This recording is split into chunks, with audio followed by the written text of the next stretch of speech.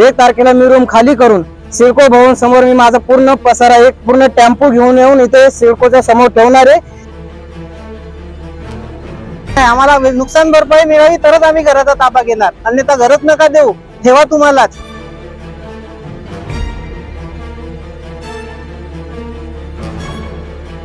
सिडकोचे भाग्यवान लाभार्थी म्हणून आमची निवड झाली आणि आम्हाला लॉटरी लागली। तर आजची परिस्थिती पाहता आम्ही भाग्यवान आहोत की दुर्भाग्यवान आहोत हाच प्रश्न आम्हाला पडत आहे।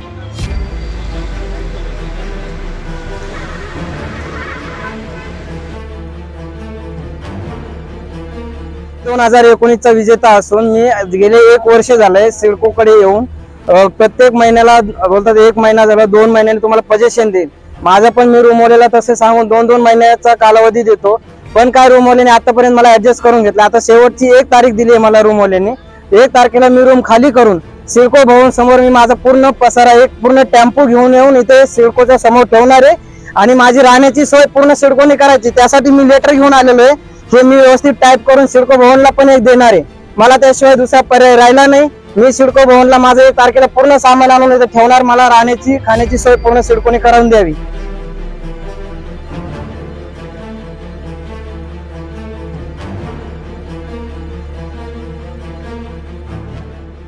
सिडकोने आम्हाला घर विकले की फाशीचे फंदे विकले। ज्या टेक्नॉलॉजीचा वापर करून तुम्ही आमच्याकडून 1-1 दिवसाचे डिलेटचे चार्जेस घेतले, त्याच टेक्नॉलॉजीचा वापर करून आम्हाला 1-1 दिवसाचा व्याज द्या, आम्ही त्या बँकेला व्याज भरतोय। एवढंच आमचं म्हणणं आहे, आम्हाला नुकसान भरपाई मिळावी तरच आम्ही घराचा ताबा घेणार, अन्यथा घरच नका देऊ, ठेवा तुम्हालाच। साधारणतः 2019 साली सिडकोचे भाग्यवान लाभार्थी म्हणून आमची निवड झाली आणि आम्हाला लॉटरी लागली। तर आजची परिस्थिती पाहता आम्ही भाग्यवान आहोत की दुर्भाग्यवान आहोत हाच प्रश्न आम्हाला पडत आहे।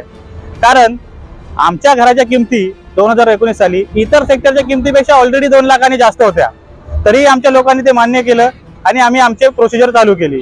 परंतु खेदाची बाब म्हणजे कोरोना सारख्या महामारीमध्ये जिथे लोकांच्या जीवनाचा मरणाचा प्रश्न होता, अशा महामारीमध्ये सिडकोने पुन्हा आम्हाला 3 लाख रुपये किंमत वाढवून आम्हाला अलॉटमेंट लेटर जाहीर केले, तरी आमचे लोक गरीब बिचारे त्यांनी कोणीही आवाज केला नाही आणि ते सुद्धा ऍक्सेप्ट केलं आणि बँकेचे हप्ते लोन काढून बँकेचे हप्ते करून सिडकोला आम्ही पूर्ण पेमेंट केलं।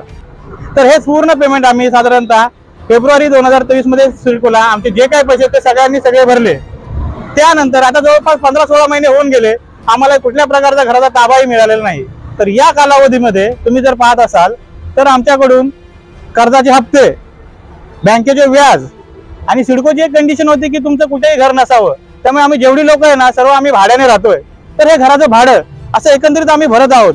हे जर तुम्ही कॅल्क्युलेशन केलं तर एकंदरीत आपल्याला जर 7-8 लाखाचं नुकसान हे दिसतंय आणि आमची वाढवलेली किंमत हे 5 लाख, जवळपास 10-12 लाखाच्या वरती हे आमचं नुकसान जातंय, पण आम्हाला तरी पोझिशन मिळत नाही आणि आम्हाला याचा कुठलाही नुकसान भरपाईचं काही मिळत नाही। याबद्दल आम्ही सिडकोशी बोलणी केली, सिडकोच्या काही अधिकाऱ्यांसोबत आम्ही बैठकी केल्या, त्यांनी आमच्याकडून आमच्या नुकसान भरपाईचा अहवाल घेतला। जुन्या एमडी माननीय दिगीकर साहेब यांच्याशी सुद्धा आम्ही बोललो, त्यांनी सुद्धा आम्हाला बोलले की नुकसान भरपाई आपण करून देऊ।